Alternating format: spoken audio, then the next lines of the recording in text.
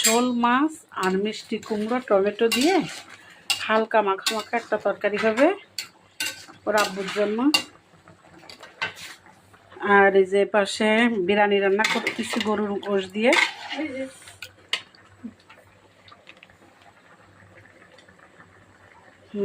মানে তো হয় বিসমিল্লাহ। আরও লাগবে, আমার ওইটা ই করে দেখো তো। আসসালামু আলাইকুম, কেমন আছেন সবাই? আলহামদুলিল্লাহ, আল্লাহ রহমতে আমরা ভালো আছি সবাই। এই তো বড় আব্বুর কাছে যাব। থাক, বড় আব্বুর কাছে যাব।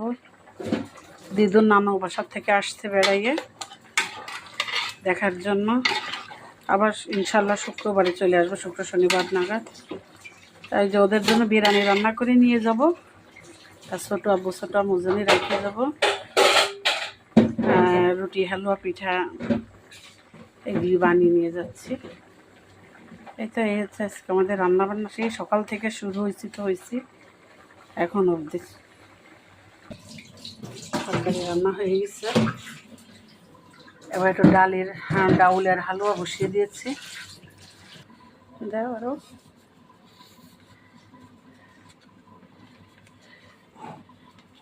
থাক,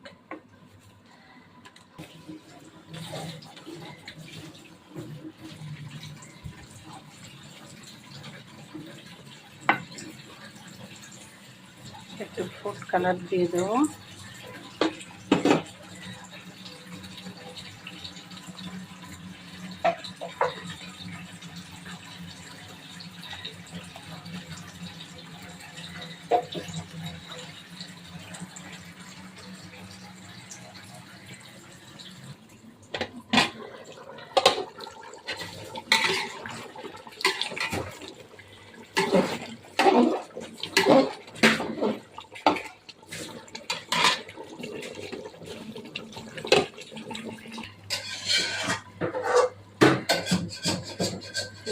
ঘি দিচ্ছি অনেক করে, এখন শুধু নাড়া আর নাড়া।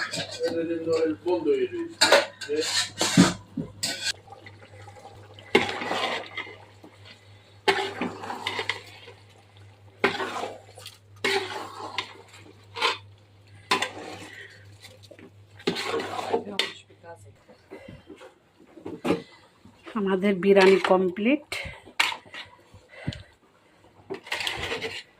আর একটুখানি দমে রেখে তারপরে সার্ভ করে দিব না খাওয়ার জন্য।